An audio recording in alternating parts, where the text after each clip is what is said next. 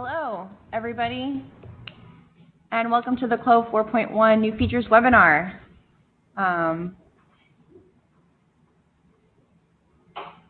Get your chair. Yeah. Wait, can everyone hear us okay?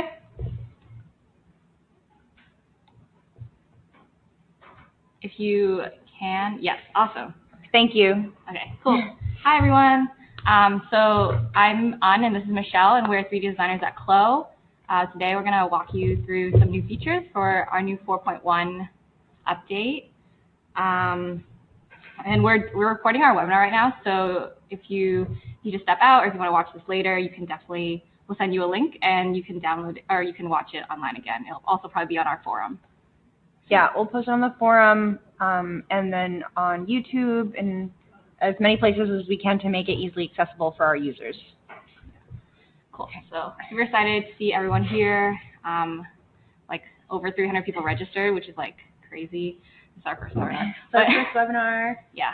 Okay. As you may have noticed in the handout section, we have some cool stuff to share with you. We're going to be sharing my screen right now, so I'm going to turn on my CLO. Okay.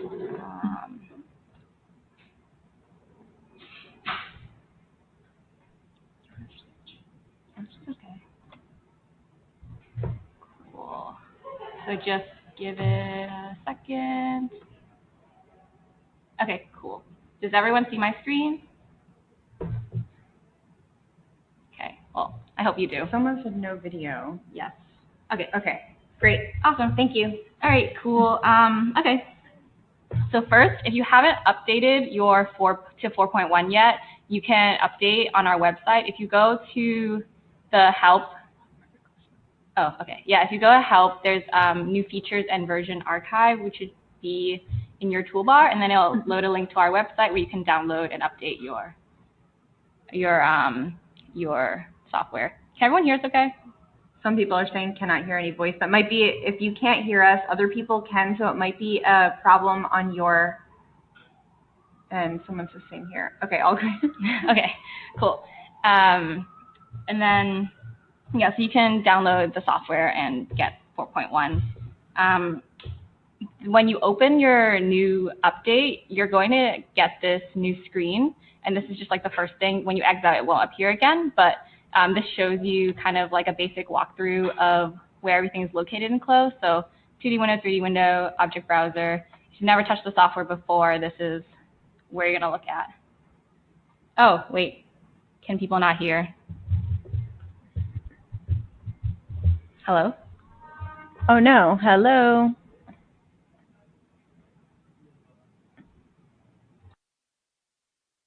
I can hear in the UK audio. So it looks like there are several people who can hear us.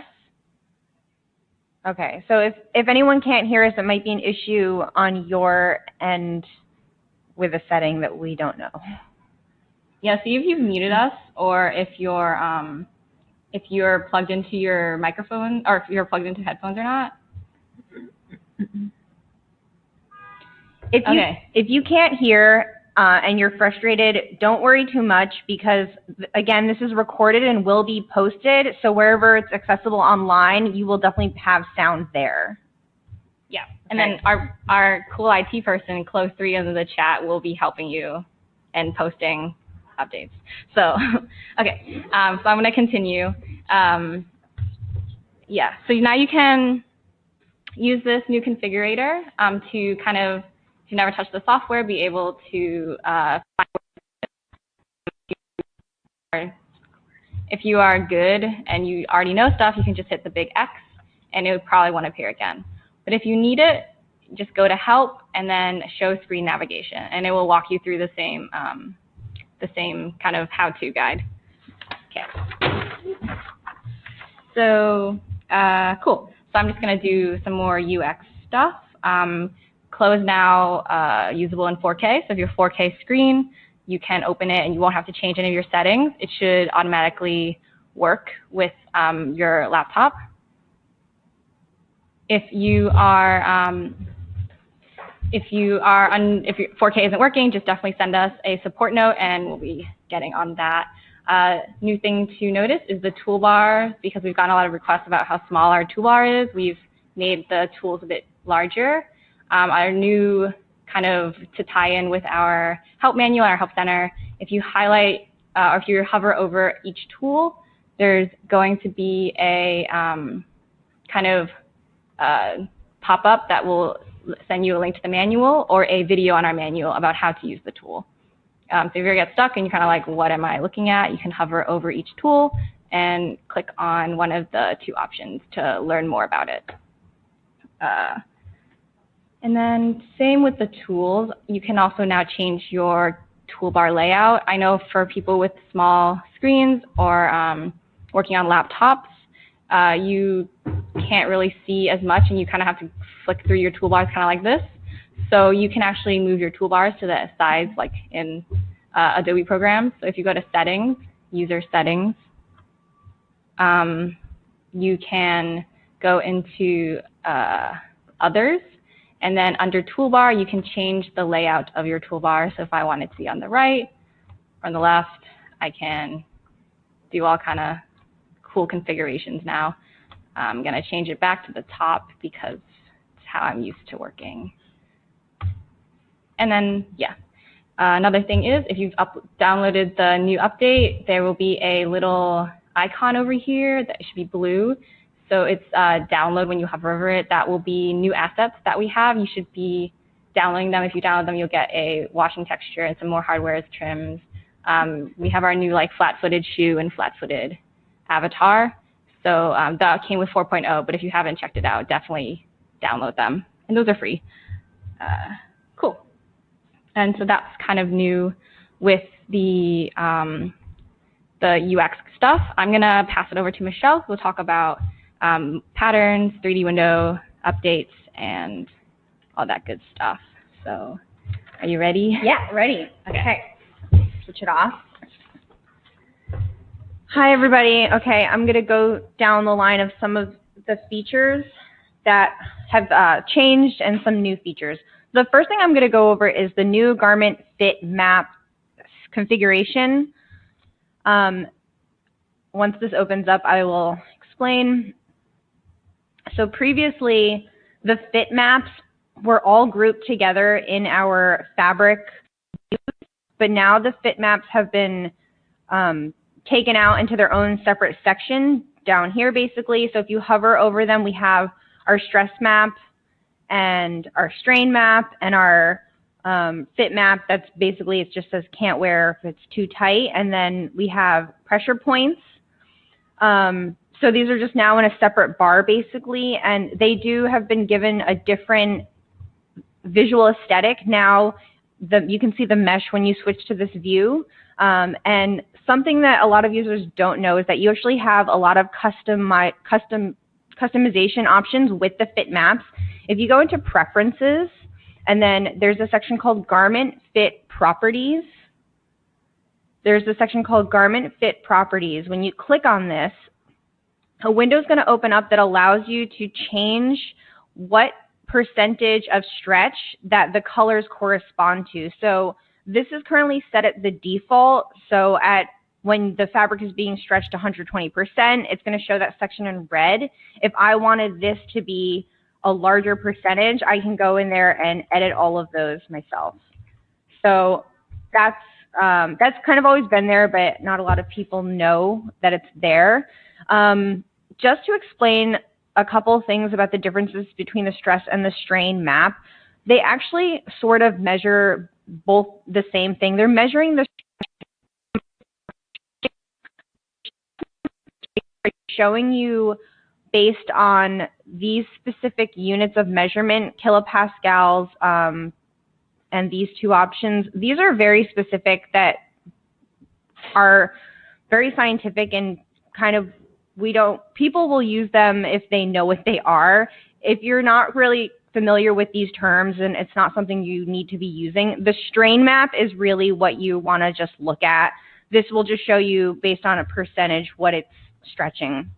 If you change these and you want to go back to the default, if you hit reset, it'll bring this all back, and then you can continue. So that is kind of it for the fit maps. And are there any questions here about the fit maps? Okay. But yeah, nothing too crazy. They were just separated, so now they have their own section and some different views. Oh, one other thing I can actually point out, if you go into the garment fit properties, down here where you can actually change if you're seeing the mesh or just a solid color gradient when you're viewing your fit maps. So you have these options. And then you can also you can uncheck what parts are being read when the fabric is stretched. So if you don't care how it's stretching on the bias, you can uncheck shear and it won't really give you that reading. So, and then also here, if you want a smaller range of fit maps, you can basically jump between 4 or 8 ranges. Okay, so that's it for fit maps. Can you save a preset? So the couple questions we have, can you save a preset in there? I don't think so. What is it, Amy? Oh, sorry. So I guess the question is about these preferences. Once you change them, it's automatically saved in your CLO program. So every time you open up CLO, it'll be at however you set it up. Yeah, so it's just a default setting the way you're going to tell your program to read everything. Are there fit maps attached to the garments or the fabrics?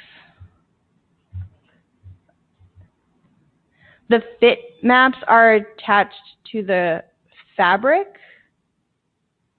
It should be, it's both. It's based on your pattern, your fabric, and how it's fitting on the avatar. So it just depends on how your garment's constructed. Kind of similar to like if you're fitting like a tight fitted t-shirt and you're using a woven and you like set one as a tight fitting knit and then one as like a Oxford, you're gonna have different fit based on your fabric. Yeah. Whoops. High heels. All right. Okay, great. So now I'm going to move on to explain how flattening works. So I'm going to get out of here. So for flattening, I'm just going to basically show you how the tool works and the new features that were added to the way it works. You can flatten on any OBJ that you bring into the program. So I'm going to still use the default avatar.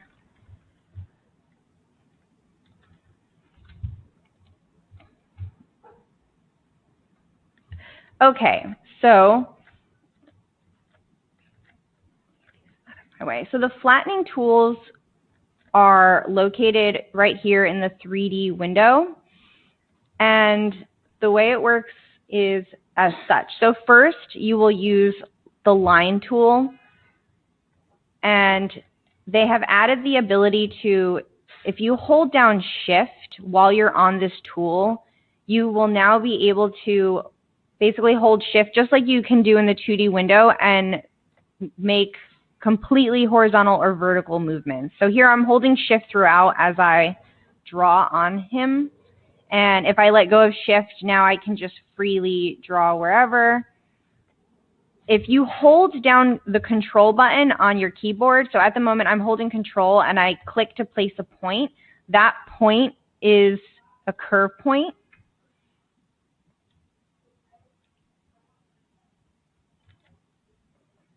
And you want to create your shape and click back to your original point. A couple limitations to the flattening pen tool, or what's called line, is that you cannot cross through your already drawn line. So if you're going to, as soon as you hit a segment that's already drawn, it's going to cut what you're currently drawing off there. If you try and click outside of that, it's going to give you this error message that says lines created with the line tool cannot cross, please try again. So you might want to be mindful about how you start drawing your lines. But kind of that's it. The only addition to the flattening is the ability now to hold shift and mark things that way. And after you have created your shapes, I know this is looking weird, but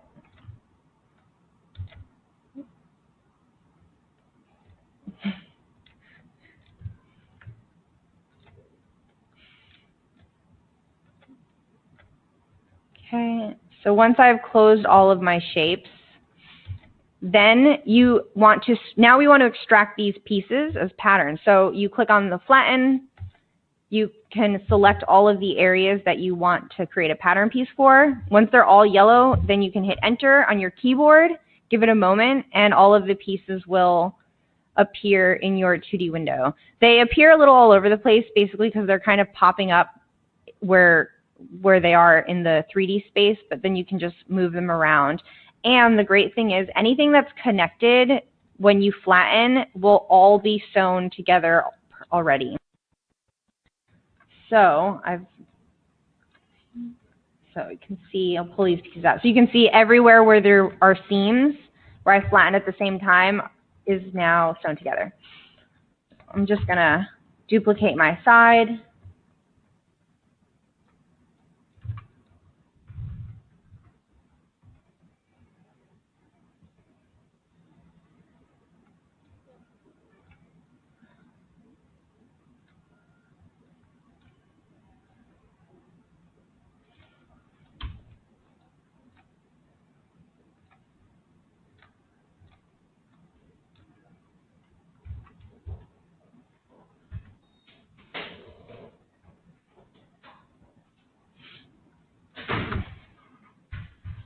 And that's it.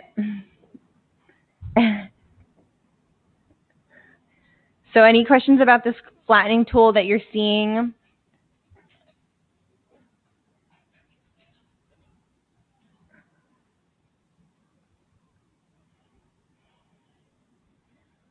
Ooh.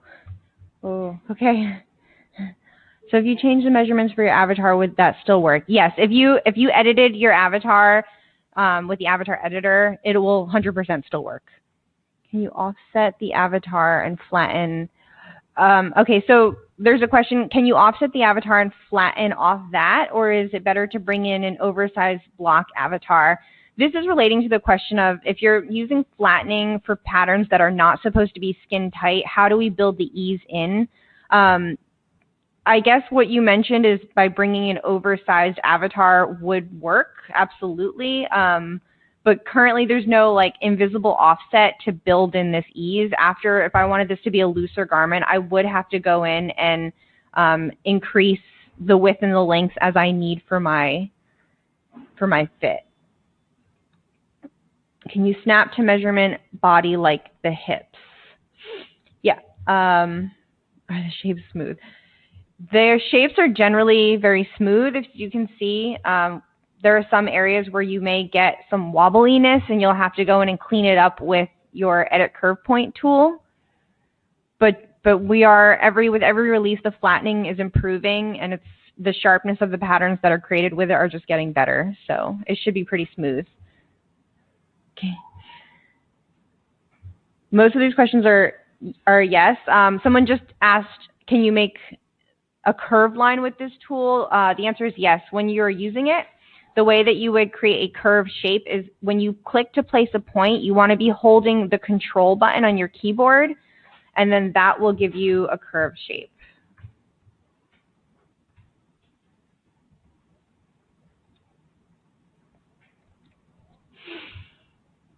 And the question about can you snap to measurement body like hips? With this tool, you can. You might need to have some markings, but when you hold shift now, so if I go and I hit what I know is like the fullest part of his hip, I start here. If I hold shift and go all the way around, I won't be able to cross through that point, but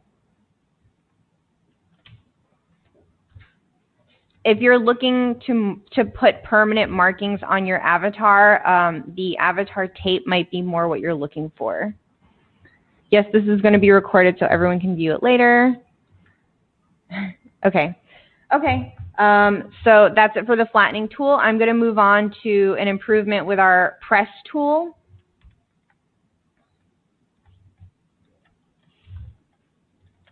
So the press tool is a function that has been in CLO for a very long time, but it has now been changed. Okay, so here I have an example of a coat that has a facing and full linings. So when you use the press tool now, the press tool is located in the 3D toolbar, and it is right here. It's called press.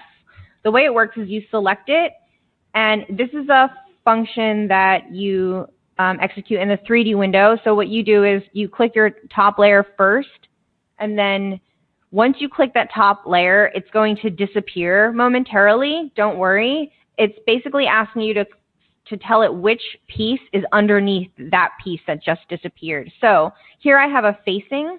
If I click on that facing, what it does is it changes the sewing line type to turned. Sewing line type is akin to the process of pressing a seam open or closed. So here on this lapel edge, this is a seam that would be pressed closed. And in CLO, you want to make sure that seams like this are changed to turned because it's going to make the edge very crisp and sharp.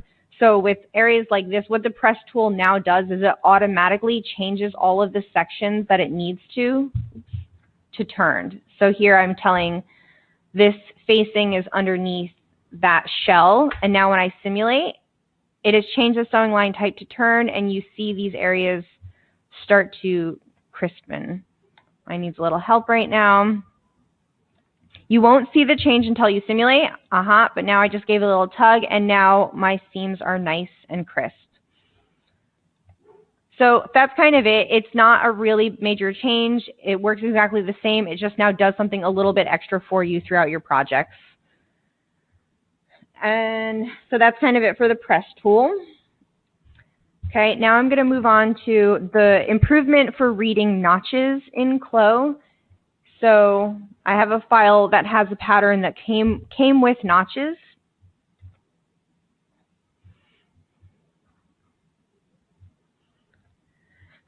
So the improvement is that now the sewing tools, they recognize notches and they snap to them as if they were points. So sometimes your notches come with points, but more often than not, they don't actually have a point there to indicate them. So here, if I click on the segment, you see it's continuous, but I have a marking.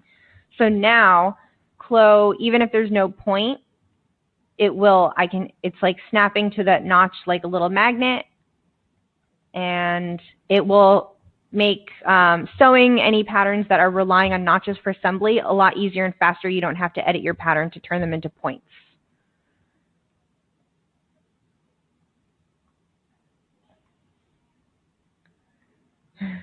Cool.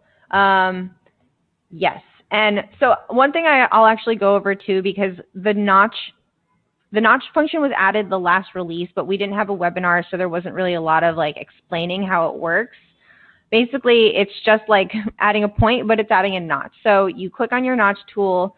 I can just, with your left mouse button, click once, and it places a notch.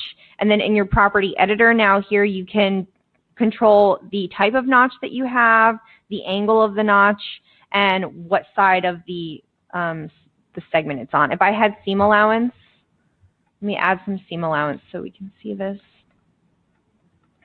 So I'm just going to throw seam allowance around this whole thing. If I was to choose flip, it will show up on the other side of the segment. We do understand that the notches are technically on the sew line and they need to be on the cut line. We're working to update this and make that better for our users.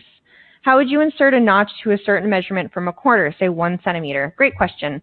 So just like a lot of our other tools, with the notch tool, if you slide along a segment and instead of left clicking, so if I left click, it just places that notch exactly where I had clicked. But if I really specifically need this an exact measurement, if you right click instead, just like the add point split line tool, it is going to allow you to specify your exact placement. So I'm going to type in 1/4 inch because that's kind of one of the closer measurements to a centimeter. There you go. And that's it. Okay, so that's it for the notches.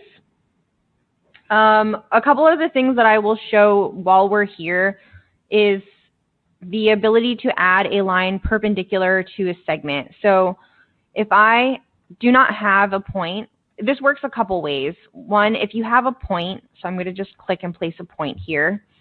If I have a point and I right click on that point, now there you have add perpendicular internal line. So then I can choose, do I want this segment to be following the y-axis, the x-axis, or locally? So here, if I choose local, it will create a perpendicular line. And this box that pops up, it's basically asking you, it automatically makes it perpendicular to that area. But if for some reason you wanted to follow the opposite curve shape, you would click this. And then all of these controls, how long the line is, and so forth. So that's a cute little feature that was added. A lot of people have wanted it. So that's it for how the perpendicular line works. And now I'm going to actually show grading. Does anyone have any extra questions? Why are you looking at me? So I'm going to open up my grading file and we're going to grade something.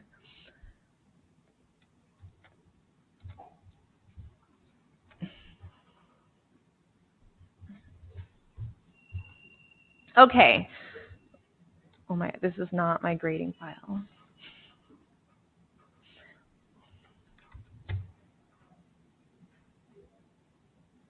All right, hold one moment. My grading file got saved over. I'm going to use something different.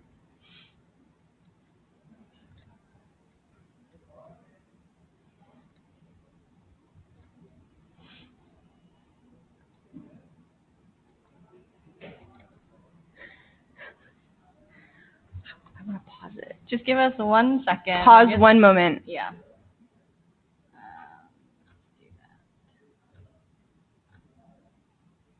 Let me just open this file, and I'm just terrified because it's like in my client folder.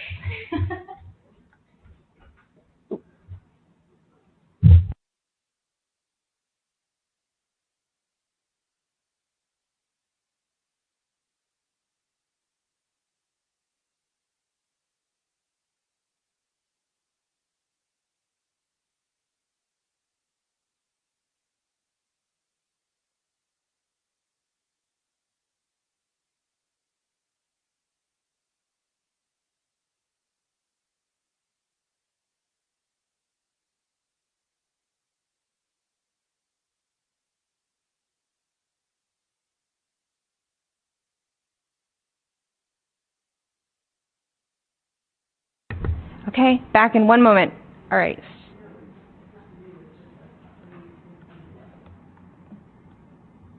Coffee break. All right, thank you everybody for your patience. Okay, I'm going to show you how the grading tool works. All right. Okay, so grading. So the way grading works is as follows. These patterns are not graded. If you have a graded pattern that you import, it will read and show the grading. But now we have the addition of a grading tab. You just trash this stuff, so we're starting from scratch. So this is what you need to do in order to grade a pattern that you have. First thing that you need to do is create a size group, or a size line, we might know it as. So if you click this add button, a size group is going to appear in your grading tab, and then by default we have a size 1. I can click on this plus sign so I can add sizes, and then I can rename my sizes as I need. If you hit, as you're filling this out, if you hit tab, like as if you normally jump through lines, it will jump to the next line.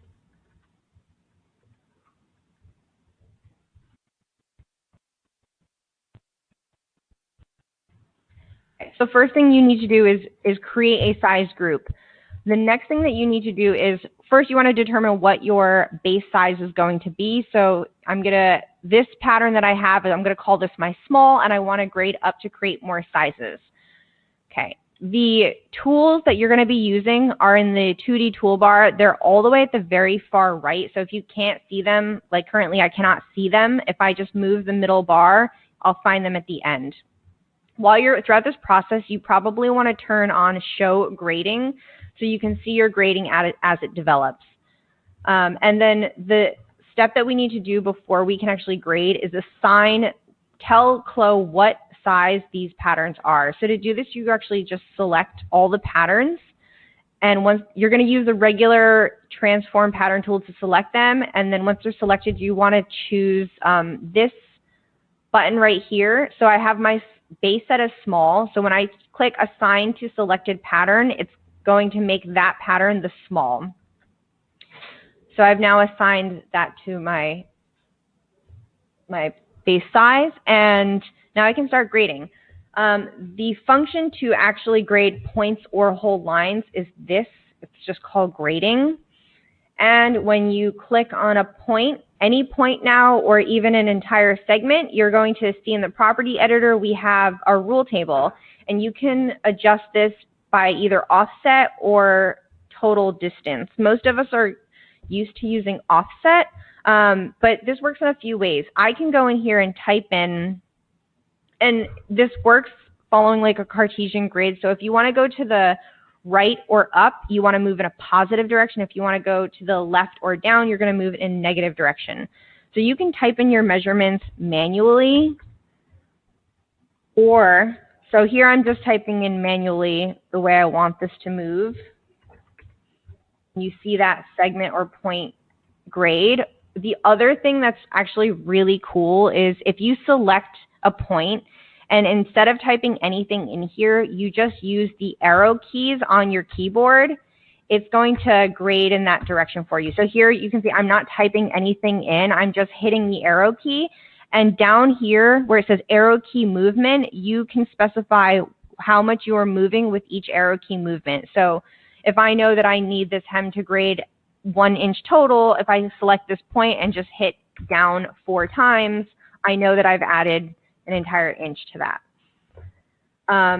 So you can do that by selecting entire segments or just the point itself.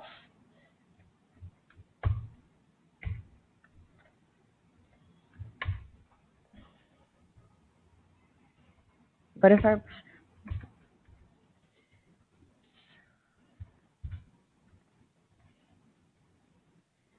going to try and, this may not be the cleanest grade, but I'm going to try and grade this out quickly so we can just jump through some changes.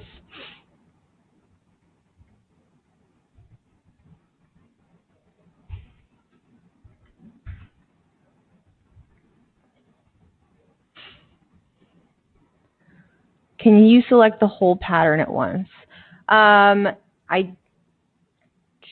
Yeah. So if you select over your entire pattern, you can, but because you want your points to generally grade in different directions, it's probably not going to work out to like you type in one measurement, you know, apply this to everything.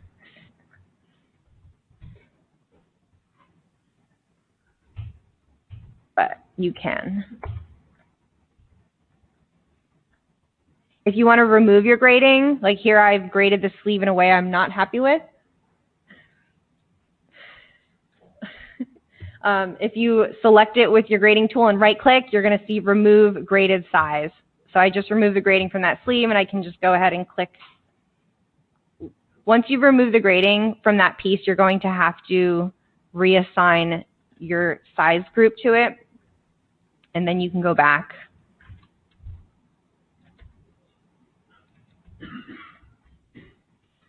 You'll have to experiment. Sometimes it works if you grade the entire segment. Sometimes you need to move the points one at a time. But it's different for every garment scenario. How do we test different garment sizes on related sized avatars? Okay. Yeah, I will show you how to do that. I'm going to grade this out and then I'll bring different size avatars in.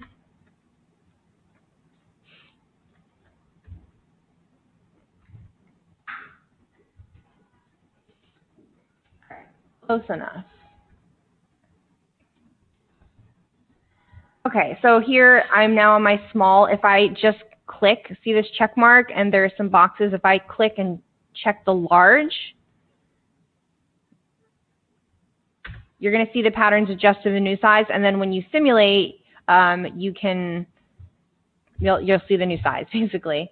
If I wanted to switch out this avatar now, if I just turn simulation off and make sure I don't have any simulation on, then I can bring in a different avatar.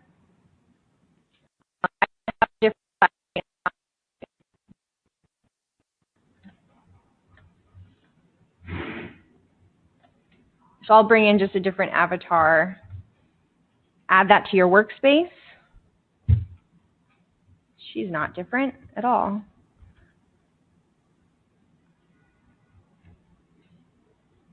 I'm going to just bring in a guy. I'm just going to put, hey, he's probably a large women's dress.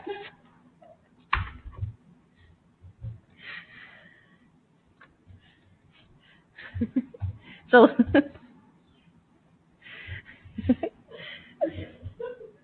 so I'm going to jump to the, no, he's wearing the small. So that's how you can bring your different avatars in and test out different sizes throughout. If you wanted to see all of the sizes side by side, you would have to, I've done this before, you would have to jump to every size, save it as a different project file. So I would switch to my small, okay, let that simulate and save it as my small, then save out my medium, large, and extra large, and add them all into my workspace next to each other. So that's kind of the gist of how the grading goes. It's going to improve with every release. So if you have any feedback, let us know, please. Okay, and that's, I'm not sure. Q, please. Okay. Okay, and then one other thing I do just want to show, because I think a lot of people ask this and wonder if it's possible, but aren't really sure how to go about it. One of the questions we get a lot is, can you bring multiple avatars into the same workspace?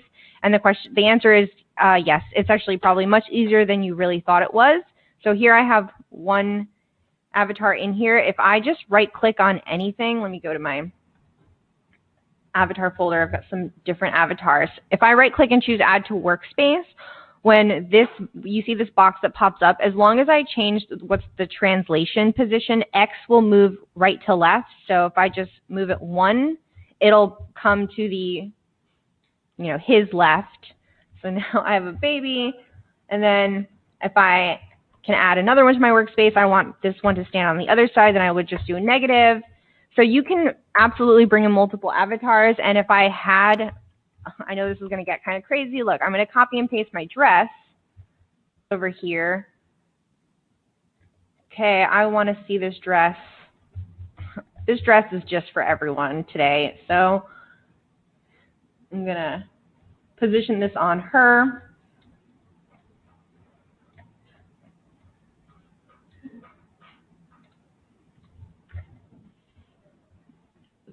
Let's simulate and see what happens.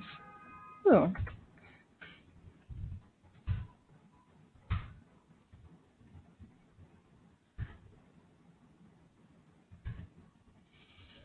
But it's as easy as that. You just add to your workspace and then say, I wanted to review a short version of this and a long version. You can make your edits next to each other. So it's pretty easy. And then another major question is about the avatars that we have available in CLO. A lot of people ask, are we going to add more? Are we going to add different ages, ethnicities, and everything? Currently, don't have a big plan to make that more robust, but there are a lot of websites that their whole industry is to create various avatars for you. So we encourage you to use that route because they're kind of more the experts on avatar building. Okay. And that's it for me. think that's it for me, and I'm going to pass you over back to An. She's going to show you actually the cool stuff, the design, glitter, and shininess. Okay. Hello, everyone. I'm going to be doing materials and trims, so new stuff, definitely an improvement on 3.2, so yeah, I'm super excited about it. I'm going to open up one of my projects. Oh, I see that you're... Is there a question? Yeah, Veronica, I see that your female avatar has a fuller chest than the ones in the program. The ability to increase only the breast tissue in the editor isn't an option. The avatar that I brought in was one from our, I think it's on CLO Marketplace. Yeah, we have a couple avatars on CLO Marketplace. You can, yeah, so you can use one of those possibly, or if you have a dress form that is your bust, that has the correct bust size, I would use that instead, because then you can have the exact measurements you need.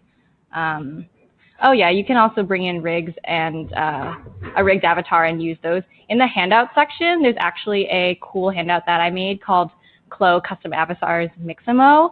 So if you're just kind of getting into animation or avatar rigging, you can use that handout to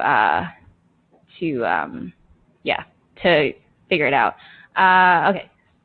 Yeah, so for plus size design, we're going, I also want new avatars for plus size and for lingerie and all of that. So potentially we might have some, but I think with dress forms is probably better for your design process right now instead of, because our avatars don't, the bust doesn't increase. Okay. So I'm going to show materials. So there's been some improvements just with general UI. The garment information is improved a bit more now. Actually, I'm going to, you can't see it because I'm on my share. I'm going to share my entire screen. Sorry.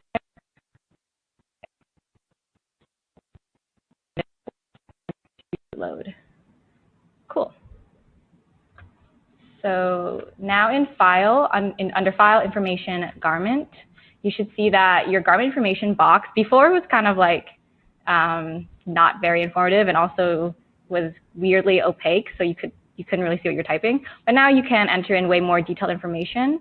So style number, name, description, all that kind of good stuff. It kind of integrates with our Closet and Marketplace more, so that you can have all those categories separated out when you need them.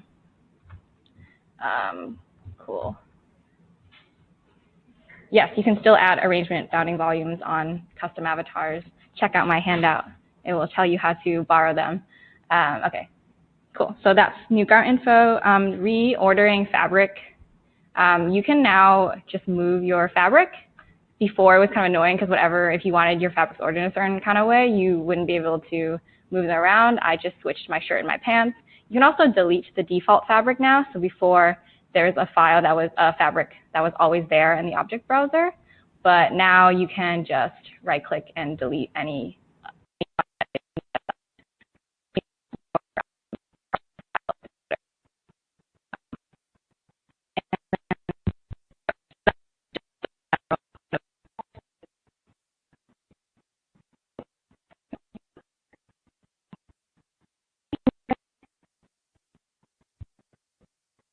Am I like?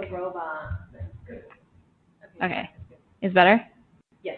Okay, I think I'm just talking too fast and too close to my microphone. Sorry for all of the audio issues, guys. We are new at this webinar stuff, so we're gonna get better next time, for sure. Please still love us. Okay. And then, okay, so for general print textures improvements, print layout mode is sorry, I'm like laughing at everyone's comments. Gonna be professional.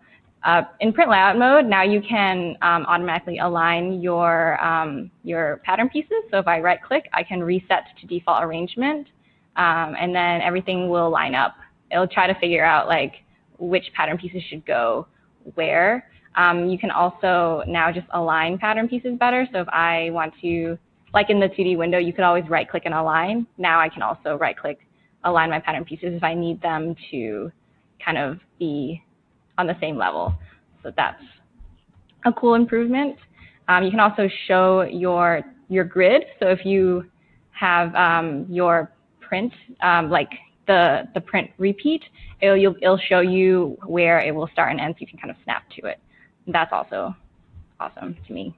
Anyway, okay, I'm gonna align this and get out of print layout mode.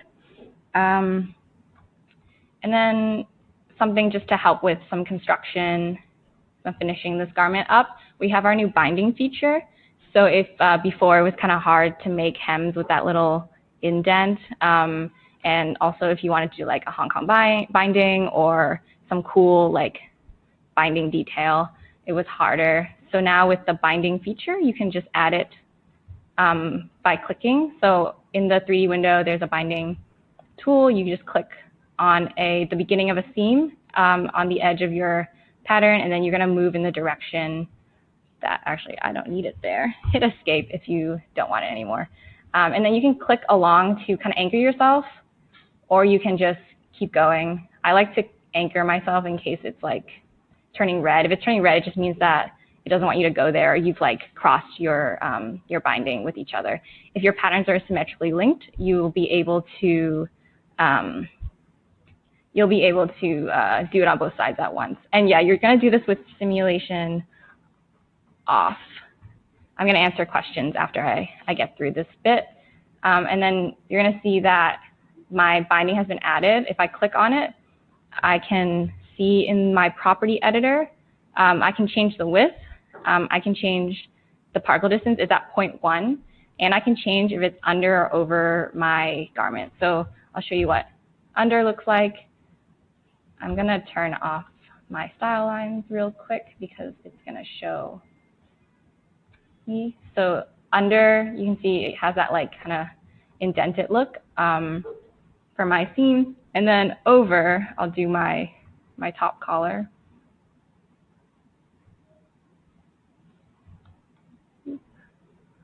Yeah, let's go there.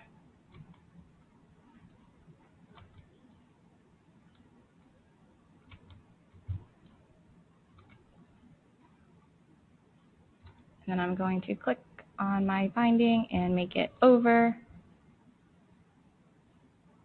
And also I'll change the fabric so you can also set your binding to be whatever fabric that you have in your object browser. So I'm just gonna make a new fabric to kind of show the contrast. So you can kind of get that look of a binding detail. Yeah, that's it. Okay. Cool. So CLO 3 is answering questions, which is awesome. To corner angles, you can, but like in real life, I believe you can't add binding to where it's been sewn. So maybe I'll just delete a little bit of sewing on my shirt.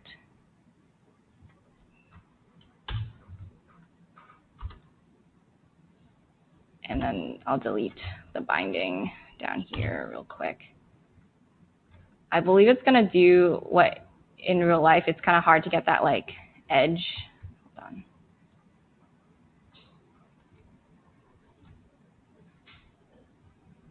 Oh, actually, I have to go all the way to the seam. Okay, yeah, so it's a bit finicky. I can't go into the seam, but that is a great addition that I would probably want if I was going to be doing lots of binding. So thank you. Cool. So that's binding. Oh, I'm going to show our new top stitching presets. Like I said before, if you downloaded the new features in the library, it also came with a bunch of new trims and hardware. So I have some top stitching in this file already. So let's look at my bottom one. It's a dark color just so it's easier to see. If you click on your top stitching, you're going to see that the property editor menu has been changed a bit. It's a little confusing at first, but you're still able to change between OBJ texture. You just have a bit more options. And if you have multiple stitches, like so your top and your bottom are there's like 1, 2, 3 or whatever, sorry, your back and your front are different, you can change the offset of all of them at once instead of like doing it separately. So that might be easier for people who have a lot of like overlaid stitches. So that's just kind of the biggest thing. I'm going to change this to be like 1/8 or whatever. Then you can still change everything. Oh yeah, if you haven't noticed, we have SPI now and text size, so you can match your specs and your tech packs if that's what you're going for. You can also change the texture that's overlaying the OBJ. So I'm not sure if this is like too nitty gritty, but if you want to, you can make your OBJ have some fancy texture that's not the standard. But it's really tiny, so it might not be worthwhile. And yeah, so like I said, in the library, if you go to your hardwares and trims, there's going to be a Topstitch after you've downloaded the new features. Under Topstitch, we have our regular chain stitch, bind stitch, all those. And then under ISO standard, if you're a person who works with knits and jersey, this might be awesome. There's now more cover stitches with fronts and backs, chain stitches, overedge stitch.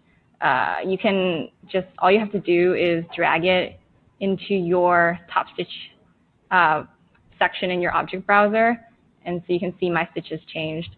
And then with that, so you can see I have 3 overlaid stitches, and it will let me change the offset of all of them at once instead of doing it one by one. And I'll just change the color so it's easier to see. And then I can change the text size, I can change the SVI, all that stuff.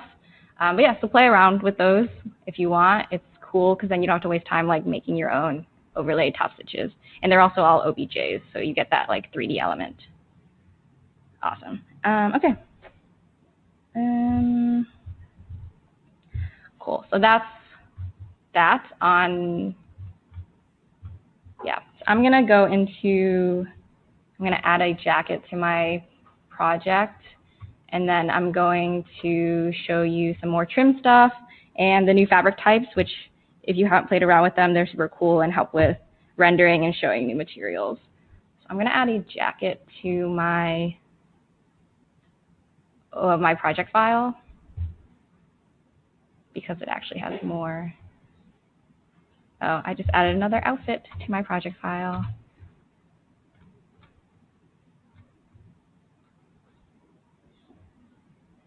Cool.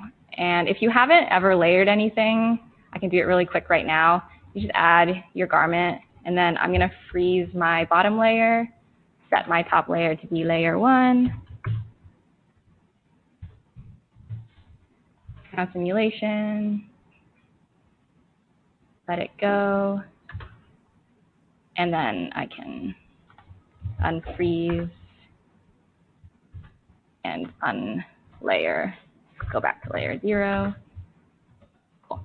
Now I have a cool bomber jacket. I'm going to add, I'll show you the new 3D zipper stuff. So as always, you could have added your own zipper using the 3D zipper tool. This is the one that's in front right now. Mine's a little messed up because I layered it. But I'll just show you on this one. If you right click and I'm going to reset the slider arrangement. Well, actually, maybe I'll just do it manually because you can. I can now click on my entire zipper and use my gizmo to move it. So if you ever are in a tricky situation and your hardware just gets kind of wild, mine is like, a local gizmo will appear and it will let you just like move it. You can also move the little puller independently from the slider now. So if you're like me and you kind of want gravity to look real on everything, you can make your zippers fall instead of before when they would be sideways no matter what you did. So that's, I think, a cool improvement. And yeah, so the gizmo, hit escape. I just moved it by accident. I turned on simulation. Anyway, it works if you're not like me. Okay, cool. Another thing is now in the hardware and trims in the library, everything has been turned into a trim file. So if you had OBJs before and you were trying to load them, when you load them, you kind of have to go through the process every time of loading them as a trim, which if you sometimes click incorrectly, you like load them as an avatar and they have collision and all of that. Now you can save any of your 3D objects as trim files, and it will just automatically be recognized as a trim that you can like sticker onto your garment. So for this, if I wanted like a custom zipper and I had already done all that work of digitizing it, I can bring it into my my project here. But in the hardware entrance folder, you can use any of these as well. So I can just drag in, I'm going to drag in a slider. Drag in a slider, it'll ask you if you want it to be reset to the origin, which is like the center of the program, or be loaded where it was made. And then when you open it, you can use this little glue bottle and just stick it onto your garment. Cool. New thing with trims, you can also resize them directly in CLO. Oh, let's be more careful. With this little resizing gizmo, I can scale things width, length, however. If I click in this middle space and get this diagonal arrow, I can size things up proportionally. And then when you see in your property editor, you can also kind of see the scale, and then you can enter in particular measurements if you want as well. And then I'm going to add a slider. Oh no, sorry, a puller. Let's do whatever this one is.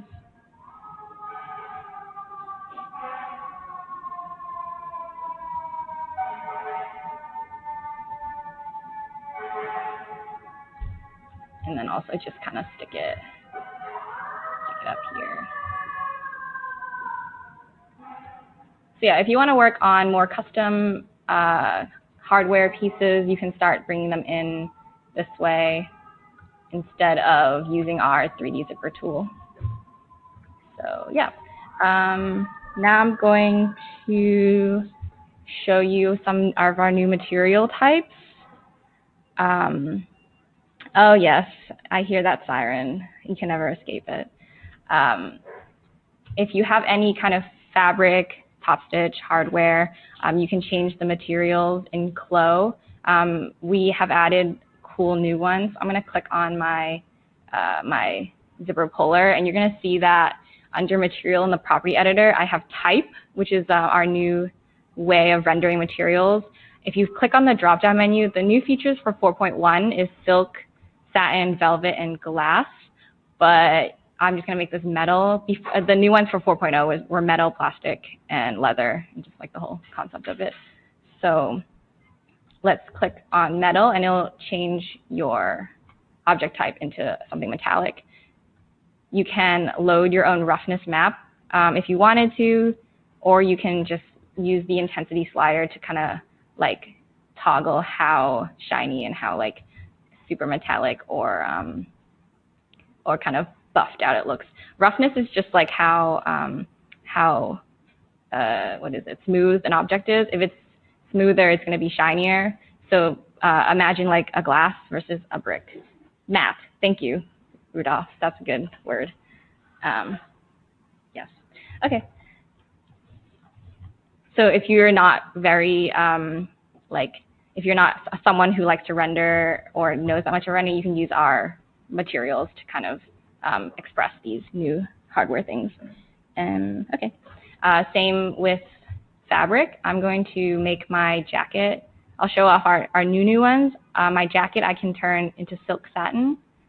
So I just go into my jacket fabric under type, change my fabric, and I can start to kind of play with how intense it looks based on whether I have a real swatch or just based on like how I want my garment to look. The other one is velvet. For velvet, you're going to want kind of a texture to go with your velvet. With silk satin, it's more about like how the light bounces off of it. For velvet, we actually have a new material, a new fabric in our library. You can also just use your own texture, but you kind of need that like rough, like you can kind of see from my preview, this like little spotty velvety texture. You can also use your own velvet and scan it and just hit that fabric thing. So I'm going to drag this onto my pants and make little velvet pants. Oh wait, did I do the wrong one? Yes, I did. It also has a drape of like a pretty basic like cotton velvet. And then when I change it, it's already set at velvet. I can then change the color, and it works a bit better with darker colors. I'll do like a, yeah, like a purpley. And you can play with this to kind of your own specifications. If you don't have a map, you can just use intensity. The things to kind of know is that there's front color and side color, kind of like how much of it you'll see. So if I change my side color lower, I get that like less of a kind of bleed. So usually velvets have, when you look at it, it's pretty dark, and then on the edges it gets that light color. So it's automatically at 10, which is kind of how much edge you see, but you can adjust it manually to make it more or less. And then the front color is how much darkness is in it. So if I change this down, it makes it like absorbs more color. But if I make it higher, it is like more, it's lighter. That's kind of all you really need to know from front color. I can't actually see what it says, but I'm assuming it's multiplier or something. But yeah, that's how velvet works. I can also make my normal map kind of higher, and then you can kind of see that cool texturing. Yeah. So, I'm going to go into, glass. Glass is a bit of a tricky one right now because glass is hard to render in any kind of 3D software, but I'll turn my buttons into glass buttons. I'll do my front. So with glass, you'll look better when you're in your render window because you're using it to get the render. So I'm going to turn into glass, and then under the type, you have intensity, reflection intensity, and absorption. Reflection intensity is like how shiny it is, basically how much like white light you'll see. And then absorption is kind of how much of how much light is actually passing through. So if I change my glass into a color, you'll be able to see better. I'll show you the normal setting, which is 1. Turn on my renderer really quick.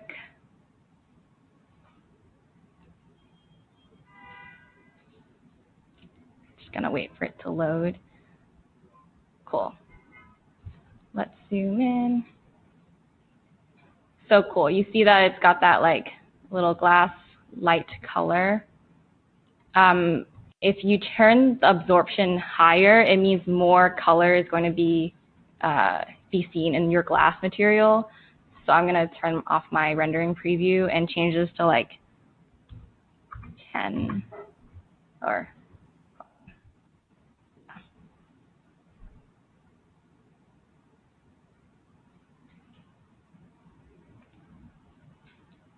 cool. If I change it into 10, it's much darker because like it's absorbing more color.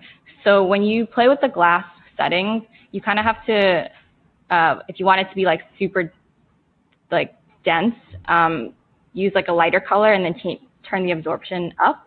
For smaller materials, smaller items like buttons, I would also change the absorption up because if you make your color too dark, it's gonna just look kind of black. But yeah, it's a setting that you'll have to play around with. I think it's super cool because now you can just make glass buttons. I don't know, you can make wine glasses, whatever kind of thing you'd want to do. And yeah, that's that. Last thing with materials I want to show is just a colorway mode improvement. I think this is just easier for people to use. I'm going to add a new colorway. You see all of my different things in here. Did I hit that? Oh, yeah, there you go. Now you can just change all your colors at once. Before you had to like click through each of your top stitches and change them. Now I can hit my top stitch and choose my jacket color, my velvet color, and I can actually change all those colors at once. So if things are dyed to match, this is super useful. Or if you just want to make monochromatic outfits, you can do it this way. Yeah. And if you have like a bunch of top stitches and they all need to change. Oh, thank you, Daniele. No one needs Keyshawn. No, that's mean. My coworkers are laughing at me. Yeah, so that's a cool thing with Colorway Mode. I think it's very useful if you're trying to just helpful to. Cool. Yeah, and then just the last thing before we're almost done, and then we're going to head to Q&A. I'm almost on time. Okay, I'm like zooming in crazy. But under File, the new Snapshot stuff might be interesting. And also someone asked earlier about saving your prints in the same, like to scale.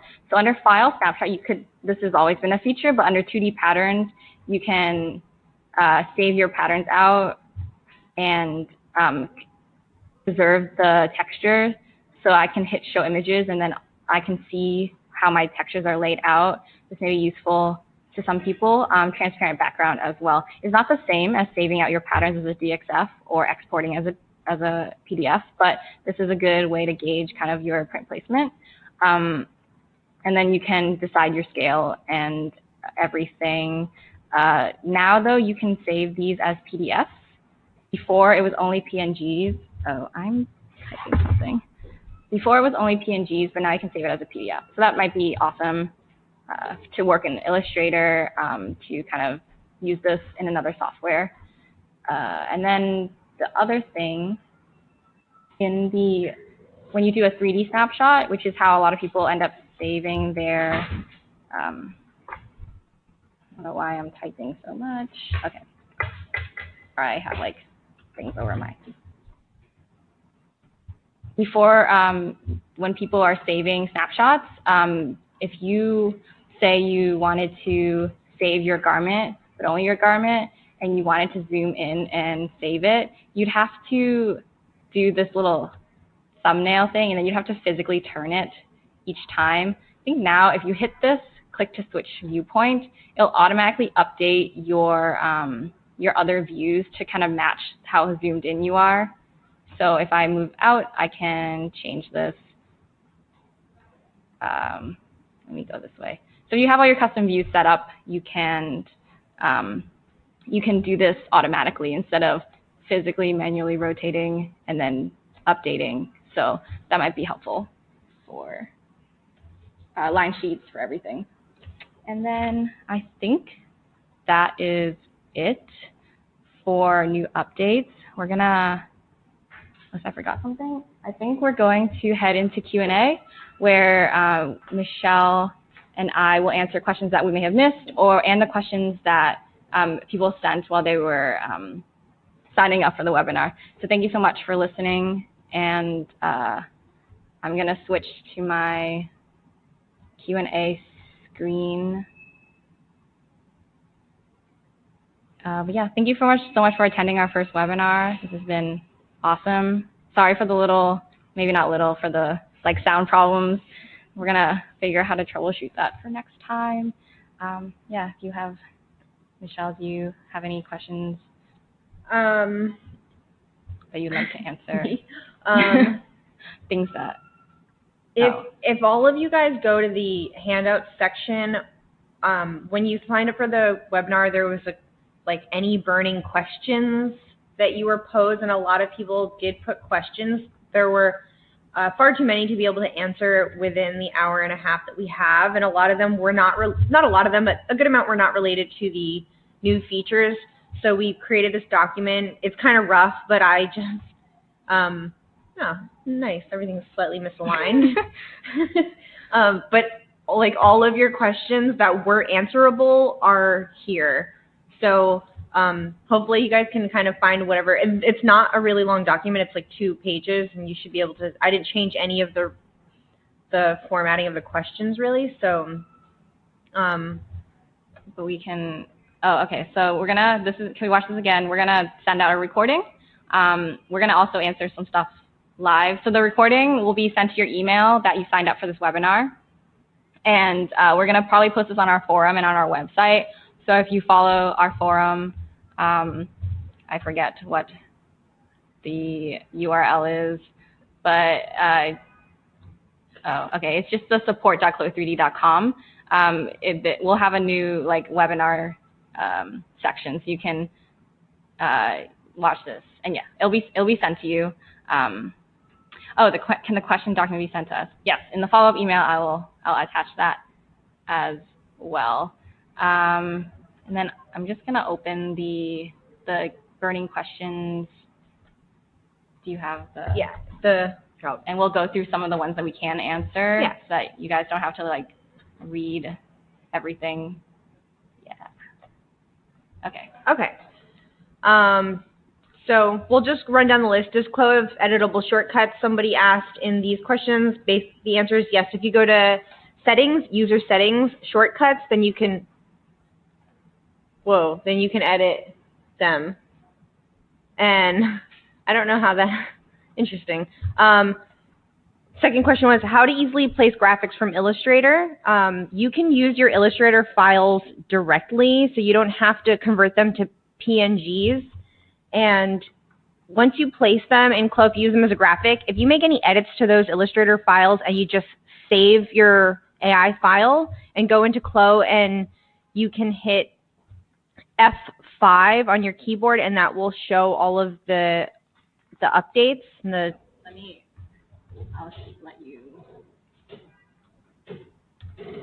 Yeah, maybe we can demo some of the questions, and it'll be easier for you guys to see. Okay.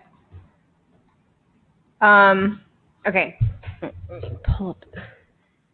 I'd have to open Illustrator, but yeah. So you can use your live Illustrator files, and so. Oh, I can show this. I have if you have one, yeah. I think I forgot to show this. So I mean, a lot of people love the Illustrator integration. We actually have a really cool new thing. I actually have an Illustrator graphic. I'll just bring it into CLO right now. If you're a graphics person, this is awesome. So if I add this as a graphic, I have a bunch of different graphics all in one AI file. They're all in different artboards, and if you're using Illustrator files for graphics, if your artboards are all the same, it's going to use that as your bounding box.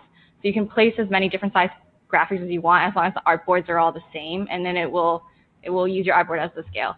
So if I use my NASA patch in this file, I can import that directly. And you saw that I could switch through all my artboards, so you don't have to save separate files anymore. This will load, hopefully. And then I'm just going to go through Colorway Mode because that's the coolest way to show the scaling. But so I have my NASA patch. I can drag that same file in again for my second colorway. I'll make this my bird, and then my bird will be placed there.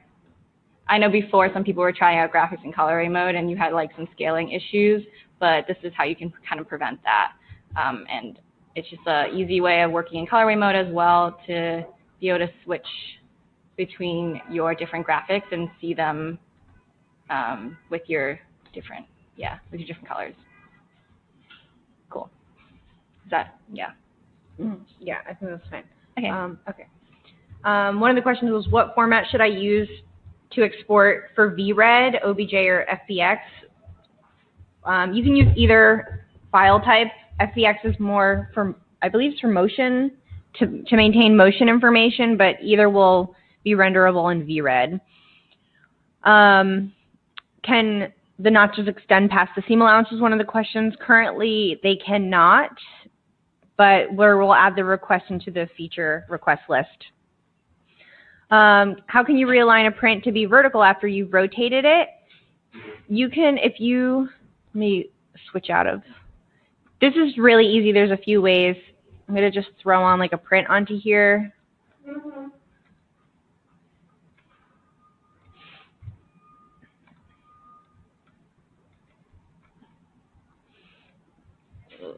Okay. So this now has a print on it. If you rotate your print and you don't know and you want it back to the, this is going to be a weird example. So you can rotate things a few ways. If you move this handle and you rotate that and now it's on an odd angle and you want it to be back to like its original position, if you click on your fabric, another way to control this is in this section called texture transformation and angle. So here I've rotated this to like an odd angle of 315 degrees. If I just type in 0 and hit enter, it'll pop that print or texture back to its original position. Okay, we have a lot of questions now, which is awesome. You guys are really cool. Ryan's doing a good job of answering a lot of these. Go up. One that's, does DXFAMA include grade information? Yes. Yeah, it does. Does trim impact the simulation, like button holding down collar point? Yes, you can actually adjust how heavy your button is, and then it will reflect in the simulation. And if you are buttoning, so like my buttons are all buttons right now, but you can also unbutton them. So that's up to your control. You can find out more in our help center as well. So if you click on the weight is a property built into the button. So if you click on any of these buttons, weight is here, and yes, it will affect simulation. Okay, some of the other questions. A lot of people ask, when will CLO have an API? Our plan is hopefully around the next release or after. We will now have an API available, and it will be in C++ language, so users can build plugins between CLO and other programs. Another question, are more fabrics coming? Are there more fabrics coming was a common question. Currently, it's not in the roadmap to add more fabrics directly into the library that comes with CLO, but if you go to CLO Marketplace, there's a lot of different fabrics there that you can adjust or you can purchase, and if you use the default fabrics, you can adjust the detail to kind of get a drape that you might like. So one of the handouts was about physical properties, and that'll tell you some of the things you can change to make the drape change how you would like it to lay. Q&A. Whoa. Oh, so many. All right, we're in the Q&A section. Can we edit an avatar by typing directly the desired measurements? Currently, no, you cannot, and we don't think it'll ever be that way, but the avatar editor works on like these slider bars, so no, you cannot. I recently needed to do an animation where the jacket gets folded in the step-by-step. We might want to send him the step-by-step for folding. Yeah, we'll have to suggest. If you have a super specific question, you can do a private chat, and just if you go to your chat private and just send it to one of us, or sorry, CLO3, send it to CLO3. Oh, okay. No, I saw some of you did that. Okay, we're just bad at checking our chat, but we'll be able to answer your question more in depthly and like email you and everything. So yeah, we have everyone's. Yeah, so if it's like super detailed animation, more high level, we can definitely talk and give you that hands-on support. Okay. All right. A bit more about. Never mind, sorry. A bit more about screen grab if you're working. I don't know what that means. Ryan. Yeah, Ryan answered that. Okay. Can a binding be placed on a stitched seam? Yes, the binding will cross through seams.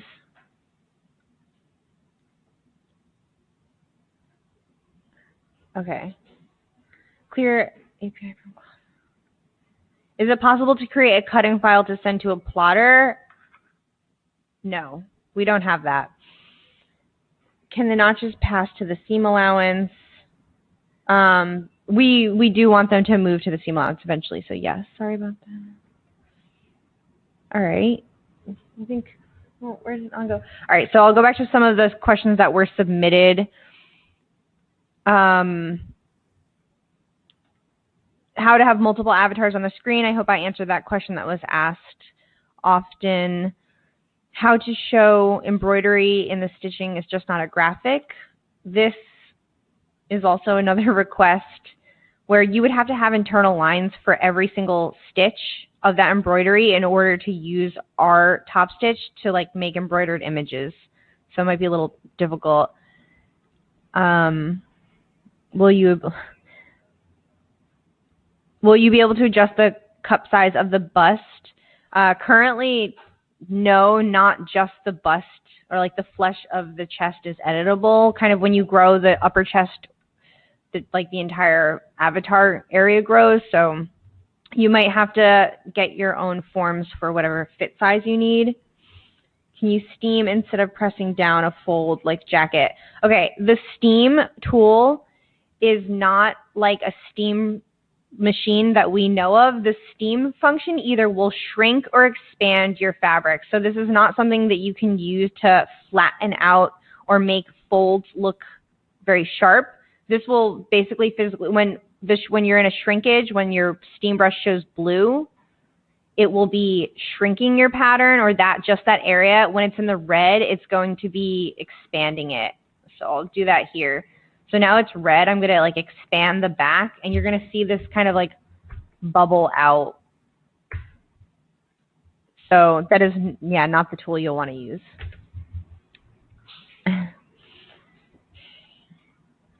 Okay, what else is a better way?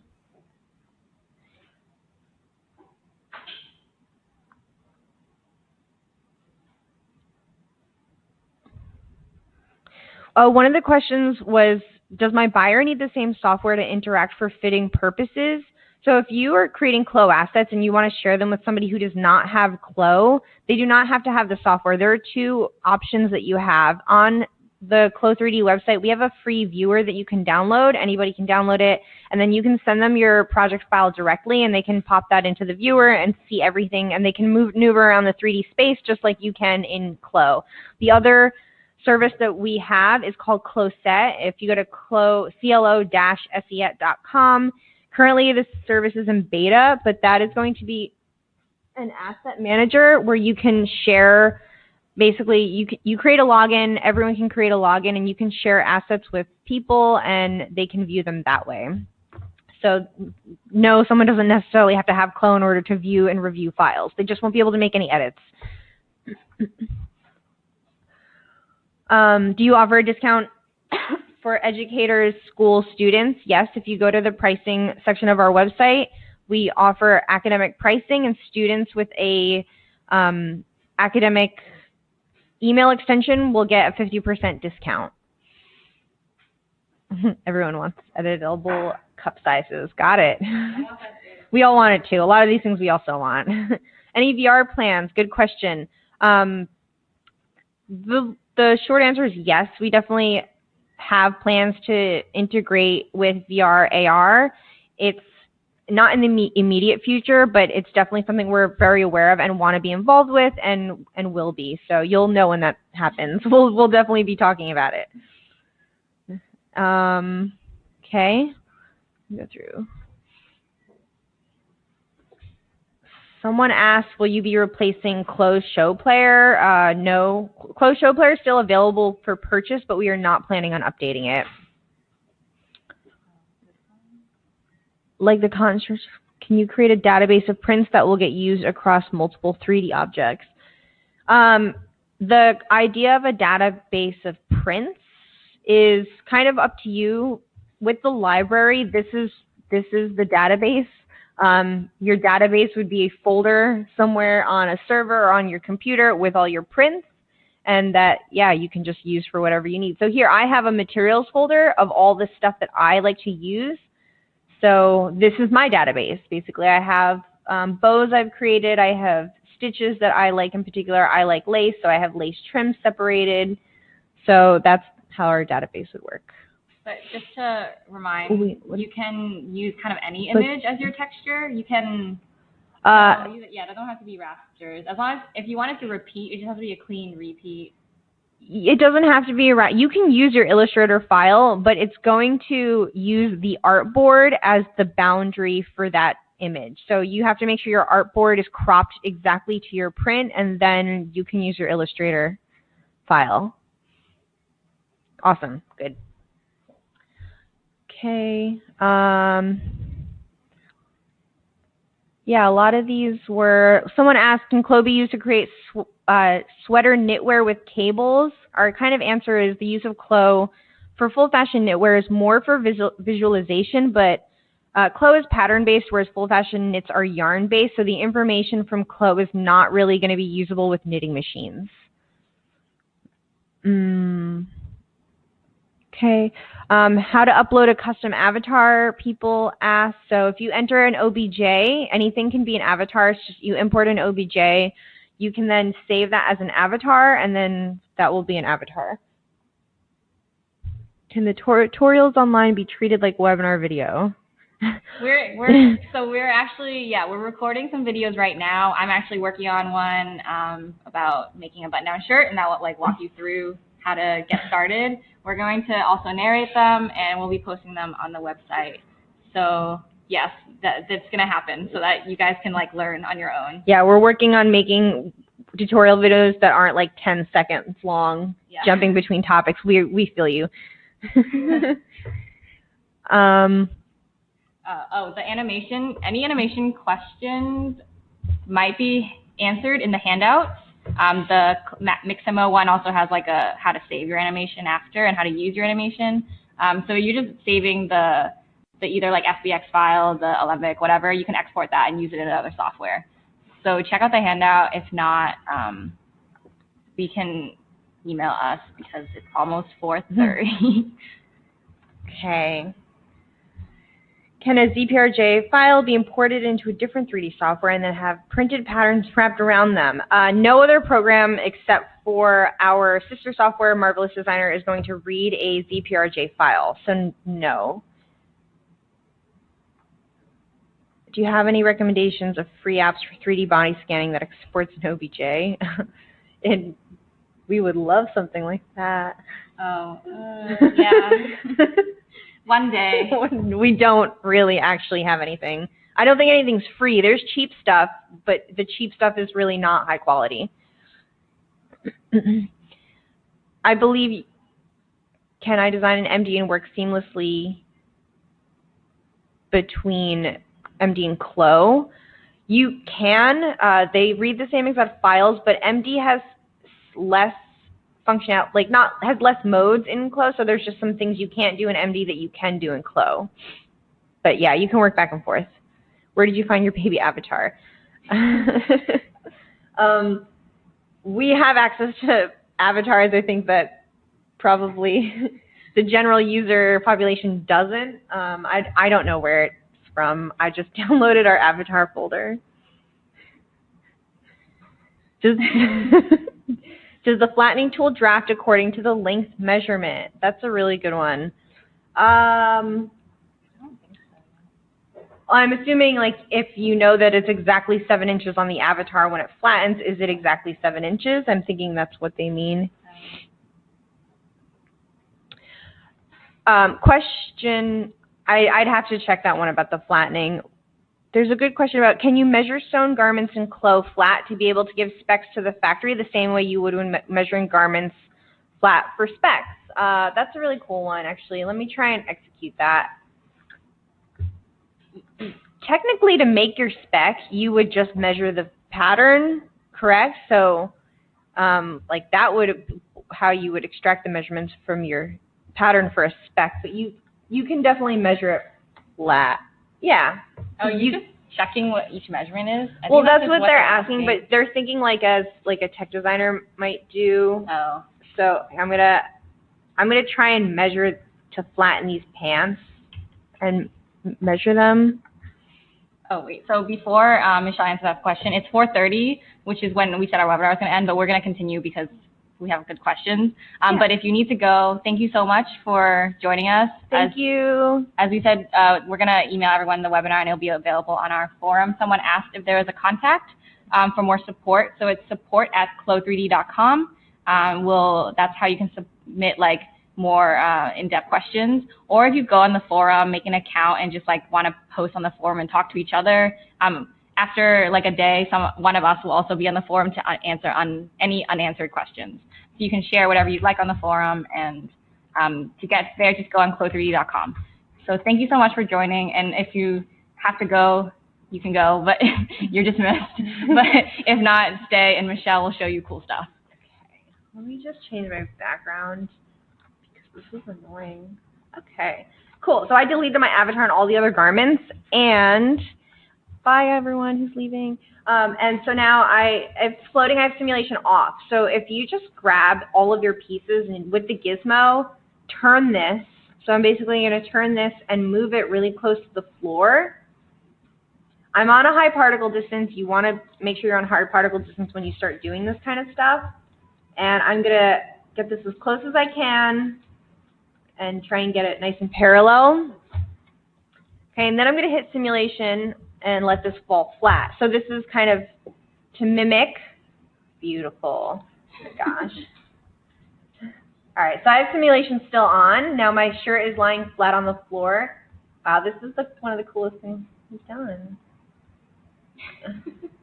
All right, so let's measure the chest. So actually, what you can use pins to, so we know that when you're measuring stuff, sometimes you have to spread out certain areas of the garment to kind of get it to lay flat. So I'm going to put a pin in some areas. Okay, lay that out. Put a pin up here just to make sure this is taut.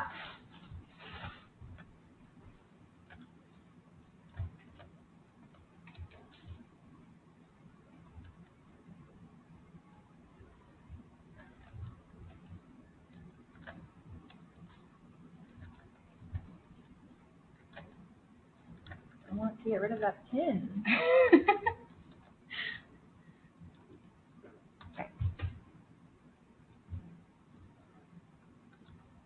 Okay, so we have a function called garment measure. This is really cool.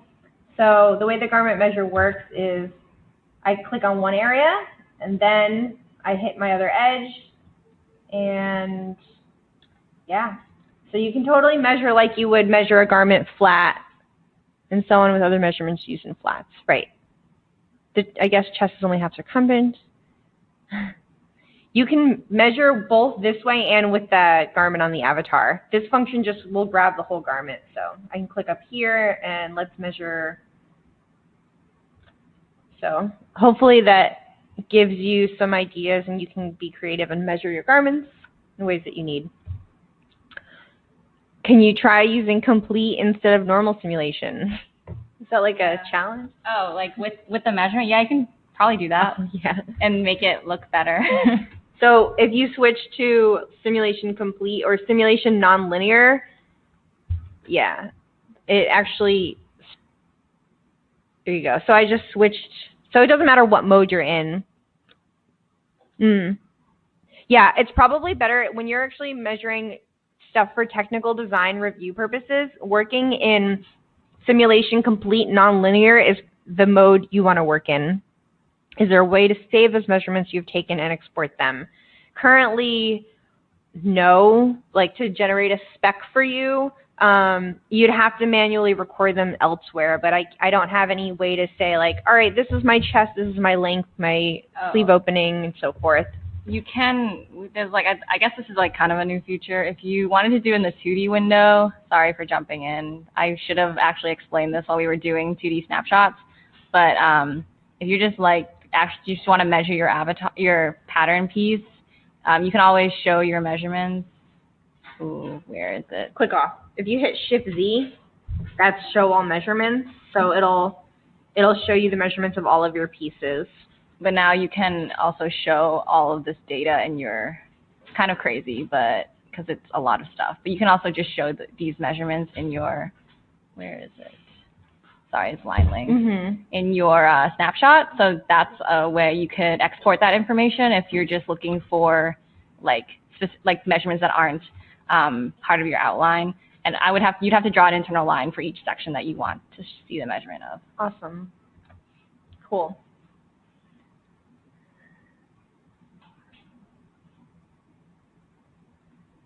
Yeah, a lot of the stuff is the same. MD just doesn't have a good amount of stuff that CLO has. And you also cannot export your pattern from MD, so there's no way to print your pattern after you've created it. Okay.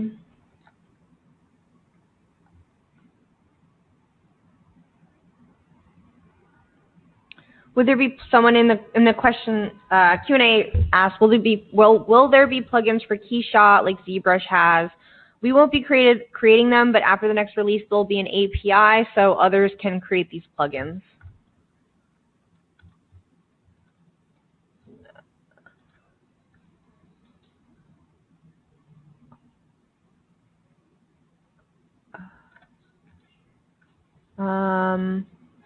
So I don't think I have anything else really.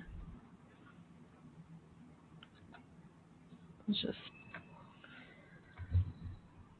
cool. I don't see any more questions coming in at the moment, so I think we're going to wrap up our 4.1 webinar. We really appreciate everybody who came and participated.